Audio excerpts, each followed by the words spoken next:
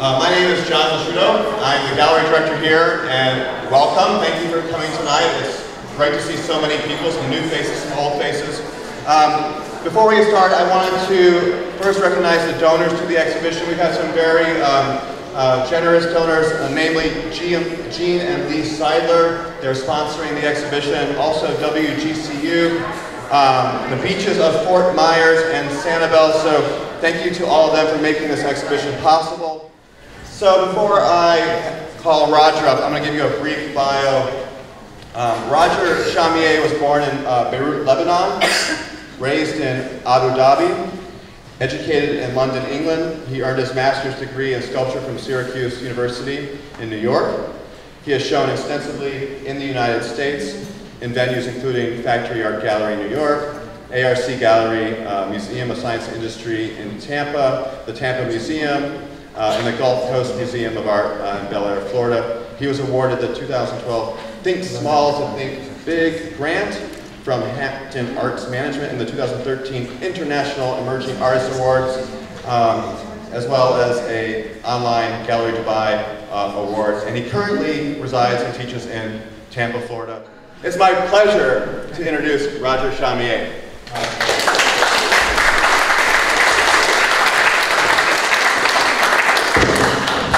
Hello. It's working? Yeah, it's working. So this is going to be a little different. It's not a formal presentation with PowerPoint and a lecture. Roger and I met about a year ago up in his studio, and he just showed me these amazing pieces he'd been working on. I invited him to think about working with us here at FGCU, and he said, okay, I think that's a good idea. And as he thought about it more, he said, you know, I want to make all new work. And so we didn't know what was going to come out of this. He didn't know, I didn't know, and it was this level of trust knowing that he made work that was meaningful, that was professional, had a real presence in the space, and he went with it. I'm so happy that he did. I feel like the exhibition is an amazing success. And what we're going to do now is just have a little dialogue. If you have questions, feel free to interject as we go. But my first question is, BORBORYGMUS, or beware the three-fingered mouse without a soul. Where did that come from? That's a great question. Well, I suppose to start off with, BORBORYGMUS is the that thing that happens in your stomach when you get nervous. So that sort of gurgling, and also when you're hungry and when you have this sort of gas. So, and I thought that was the same kind of feeling I have in the creative process. So because then you feed the stomach and it becomes satiated, and then it's hungry again. And the same way, the creative process for me works that way. So I saw a correlation between BORBORYGMUS and what I do creatively. I'll turn it down. So I decided I would use that, and then the where the three-fingered mouse without a soul. That I think that's just my hatred of Mickey Mouse.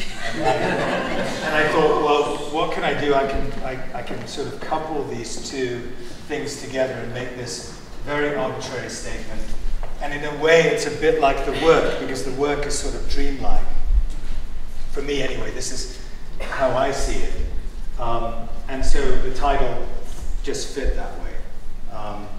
So that's really, also I think also the use of styrofoam, there may be a connection to Disney. They use a lot of styrofoam for sets, theater, and that sort of thing. And I thought, well, I want to use it in a different way. I want to sort of elevate that material and make it look beautiful instead of that throwaway material. Try to make it look beautiful instead of that throwaway material that styrofoam is.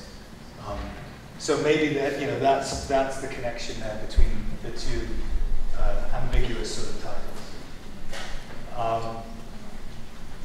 So one of the other things that I think came out of this, I didn't know this was the case until we were maybe a month or two out, was that Roger explained that he doesn't really see these as even though they're distinct pieces, they operate with each other. And so you may notice there's not titles or labels on the walls saying, okay, this is piece 1 and it's made on this date, because it's about my understanding, your engagement in the space with the pieces, their engagement with each other.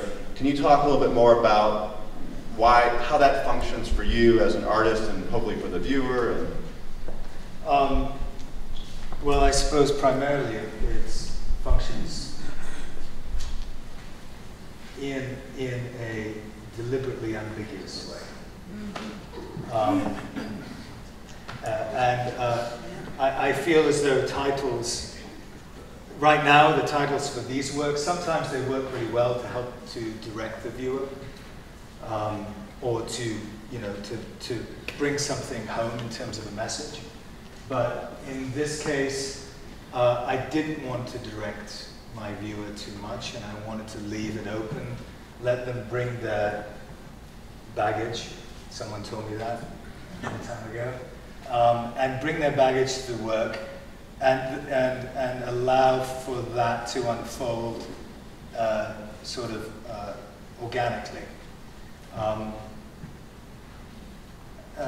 was the other part? Well, I think it's an interesting segue, because I brought my baggage in writing the essay, and Roger and I have had a little bit of a debate about this.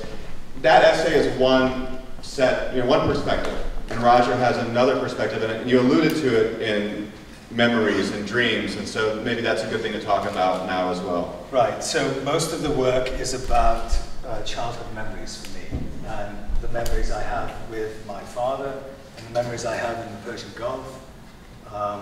And there's for me anyway, lots of layers of referencing. And I suppose we could talk about individual pieces, or we could talk about it as a whole. Do you think that it's better to talk about it individually? Or? Well, I'm sure the audience would love to hear some individual references. So if you're willing, Roger, please. Well, I think let's begin with the gazelle. The gazelle, obviously, again, if we go back to the use of that material, my work is a lot about process. So it's about the process of that material, using that material, and seeing what happens when I use that material. And for me, again, I wanted to see if I could treat it with a certain amount of reverence, and see if I could create something that's symmetrical. And so this came about in that way. Conceptually, it's more about this idea of a peaceful kind of, and right now it looks almost temple-like. But for me, there was a direct reference in my mind to a Lucian Freud painting. And it's a man with his dog, and he's on the bed, and the dog is lying off the bed like this. And the dog is limp, but he's not dead, the dog is just sleeping. But that painting it's a great painting. It's really, always stays in my mind.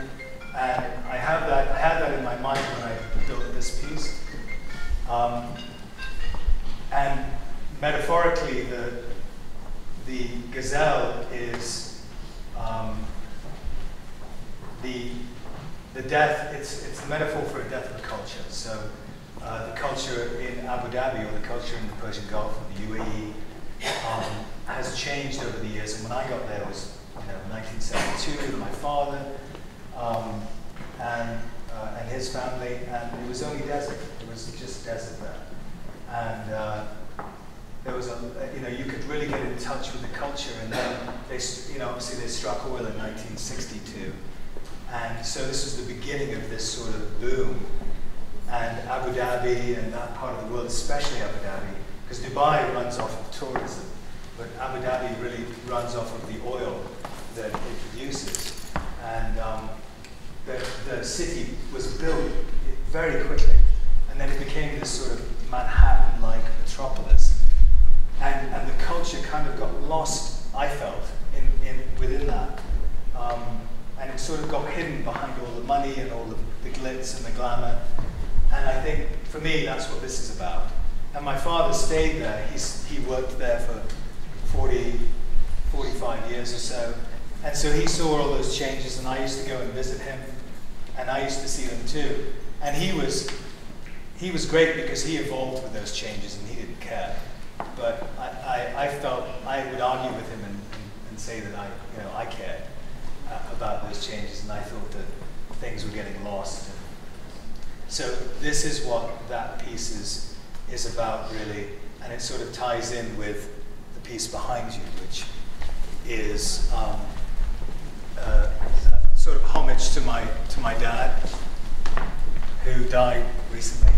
So I sculpted him and cast him in hydrocal, and he was a big car collector, and especially Rolls Royces. He loved them, and he was a fanatic about them. And so I took one of the Rolls Royce, the Silver Ladies, after his death, obviously, because he would have been pissed at me if I and thought that I would use it in this piece out of respect. And I remember when he died, Gilda Meza and I, he was a friend of mine, were talking about the piece and talking about how it deserved a lot of respect, and it became so much more important to me in the building of it, which also made it hard to be objective about aesthetic decisions. But the scroll of music that runs over his head is music that he identified with when he was alive, that I identify him to. And I don't know if you picked up on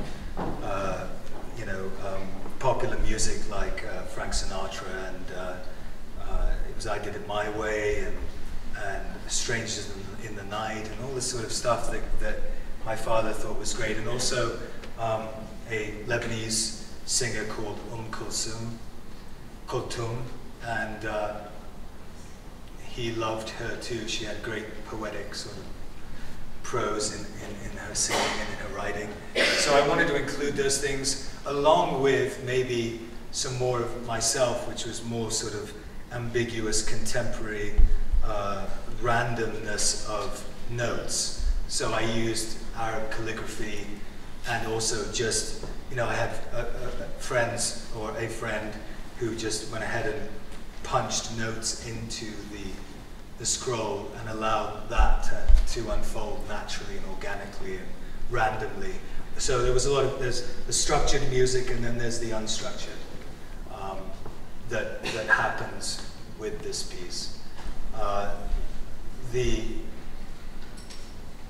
The floor plans are my father's floor plans for houses that he built and that he lived in. So I thought it would be a good way to add another layer to the work.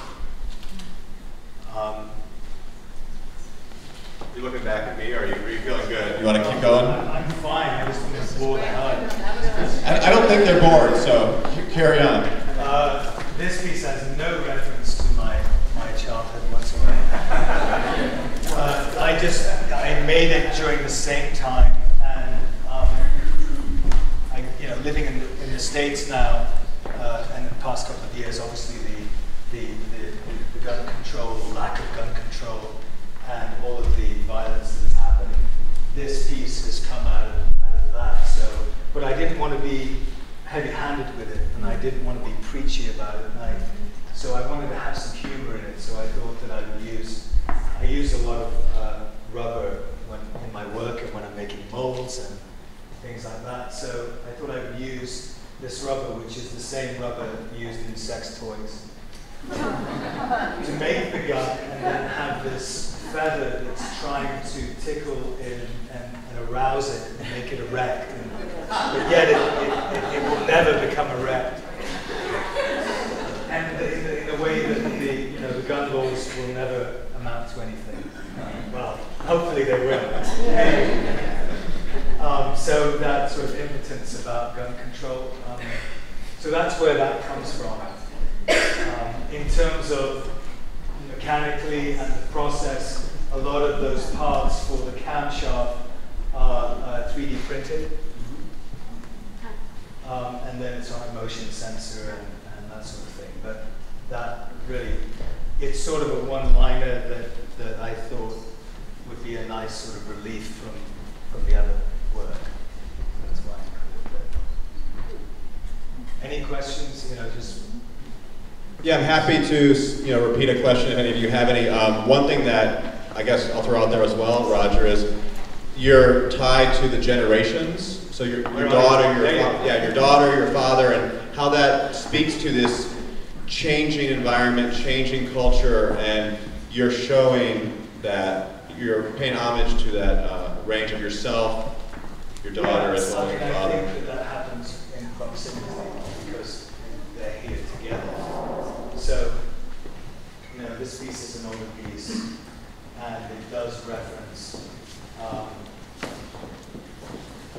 It references mortality, but it also references innocence because my daughter's in that work, and I guess for me, you know, metaphorically, I'm the gas mask, and I'm peering out, staring at my daughter, and she's this pure, young, innocent person.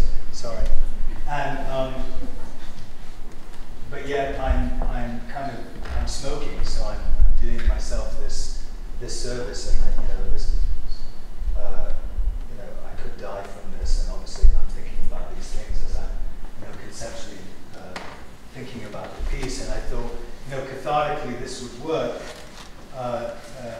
visually, but how could I do that? And in this room, it kind of, John makes a good point. It does work with the father piece because. That's sort of like respect and reverence for my father in memoriam, and this is the opposite of that. It's the beginning, and that's sort of the end, I suppose. So yes, and then obviously process. We could talk about that if you like, but. Well, does anyone? I guess I'll open it up and we're at this pause. Does anyone have any pressing question they'd like to pose to Roger? The way you explain, the way you make the lines was really interesting. So. Okay, so I crudely, sorry, hello? Couldn't hear The question was, how did you come about the forms that represent the lungs? So I crudely sculpted them out of styrofoam. And I wanted it to be crude because I knew that I needed a covering on them. And I wanted to evoke this idea of a tumorous surface. But I didn't know how to do it, and I was being given lots of free styrofoam from this place in Pinellas County in St. Petersburg, near St. Pete. And they build styrofoam columns for businesses and subdivisions, and they cover them in polyurethane to make them durable. And I would go down there and I would dumpster dive, and I would get all of this styrofoam for free. And I was in their business, and I saw this room that they used to spray all of this commercial stuff. And the overspray looked like this, and it was all over the walls and the floor and everything, and it was beautiful. I thought. And so I thought, well, what if I bring him these lungs and we put him in the corner of the room, and we just leave them alone, and he can do what he does, and then in a couple of months we'll come back and see what happens. And so in a couple of months I came back, and they actually every month I came back, and I was really excited about it, and I just left them there, kept leaving them there until there was this build-up, obviously, of plastic on plastic, and it became this thing naturally or organically, or it just evolved this way. And I was so excited about that, and then I took it to a gentleman who chrome plates objects and bumpers and things like that, and asked him whether he thought we could chrome plate this, and he had no idea. He thought we'd give it a try. So we used a conductive paint like copper, and we dropped it in a chemical bath and put an electrical went through it. To have certain, the process has layers of metal that get transferred onto the surface of the copper. And that's how this came about. It was a long process, and we never knew whether it was going to work. And that was what was really enjoyable about it. I like those things. I like the fact that I don't have any control over that. And I couldn't have planned it. It just wouldn't have worked. It would have been contrived and forced. And so that was so nice. That was the one thing about this piece that I really, really enjoyed in the process. Anyone else? Tricia? Boats. Yeah. Fishing boats in the Persian Gulf. Dhows, actually. Watching dhows as a kid, watching the fishermen go out on the dhows. A lot of memories, of that I never really thought about until I hit 40, which is weird. And so using that image and the gazelle in that form, abstracted obviously, and apart from that, there is no other reason for them except that I find them to be elegant, beautiful, beautifully made forms. So I wanted to use them, but I wanted to use the material, the styrofoam, in different ways. So I wanted to treat it with reverence over here, and I wanted to baby it, and all that sort of thing, and make it precious in a way. And then I got so tired of that I wanted to destroy it over here, and use that material in a very different way, and try to split it apart, and try to violate it. So that's, in part, that's what that's about. But in hindsight, because it was about material, because I would make some shims and I would say, wow, this wood looks so starkly different than this material, and how beautiful it might look together. So, but in hindsight, I think that there was something to be said for that conceptually. That piece, very much so. This piece sort of came out of working with that material. And then obviously the tension between the listing of the boat and the wood.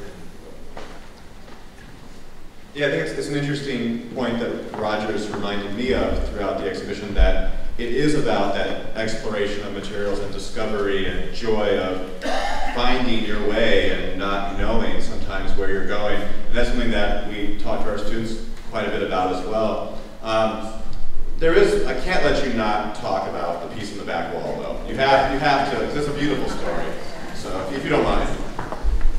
My father used to take me to Arab weddings, and as a young teenager, hormones raging, right?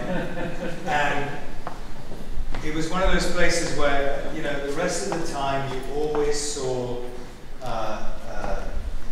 the indigenous population, Arab women covered in hijab, so the face is covered, the head is covered, you only see the eyes, and some of them are really beautiful, and you never see them. And then my father took me to these weddings. There were these young girls, they were teenage girls, and they were beautifully dressed, and they didn't have any covering, and their hair was long and beautiful and flowing, and they were in rows, and they were shaking their head like this, and they were ululating, they were la la la la la. So, and that's a celebration for the couple getting married, right? Yes. And that stuck in my head, and it made a big impression,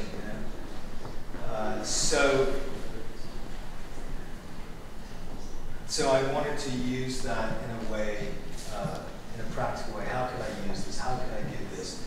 How could I make this work in a sort of tried setting in a way. And so for me, I was exploring windshield wiper motors, and I was going to junkyards and pulling windshield wiper motors out of F4 150s. And so they were so quiet and they had gobs of torque. And so I knew that I could make it work. And then, you know, Mercedes, my wife's mother, will tell you that trying to find wigs that are that long. And I thought about making them, and I went out to horse farms, and I clipped hair, and it just wasn't working. But I did happen to find wigs in Colombia. Well, actually, I didn't. My mother-in-law found them while she was there, and she bought them long, black, flowing wigs that were high quality. And I knew that I could use those in a way, if I could slow down the motor. And this is another point that technically, I had a lot of help. And someone who couldn't be here tonight, I don't think he was sick, but Mark Zimmerman, who is a gearhead genius. He helped me put rheostats on things and figure out how to slow down motors and make things, do things that I didn't know I could do. So he was a huge help. I want to send props out to him. But he showed me how to slow that motor down so that I could get a more elegant movement out of it. Otherwise, it was going to give the impression that I had back as bored. So I didn't want that. So that came out of that experience, those memories. I do want to leave some time for you to talk to Roger individually, so I'll ask if there's one last question for the group presentation. Anyone have a pressing question they want to ask? Yes. So my question is, how much of the layout of the gallery did you have planned ahead of time? Did you have a plan? And if you did have a plan, how close to that plan did you stick? If you did not have a plan, how did that work out for you? Well, what do you think? I think it looks like you had a plan, but... No, I didn't know. I couldn't see the work in the space. The only piece I saw in the space was my father. I knew I needed a tall wall, and I felt, I don't know, it just felt right.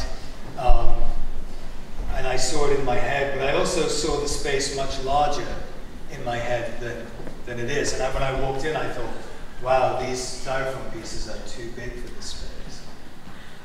So there was a lot of grappling with that, I thought. But there was no real plan as to where things were going to go. And also, as you know, Jordan was one of my students, works at HCC, and is also a student, very good student. And he worked with me in the space, and he helped me a lot. And a lot of the pieces, this piece was too big to build in the space. So the mast had to be built here. So I never saw it really in the way that I wanted it to be. So I had no idea what it was going to look like until I got here. And that's with everything. And that's exciting. I like that, actually. But, you know, it's also nerve-wracking. Does that answer your question a little bit? Seems to have worked out really okay, so. Yeah, I'm thrilled with the way the exhibition turned out. I hope, Roger, you are as well. It's a beautiful exhibition. Thank you all for coming tonight.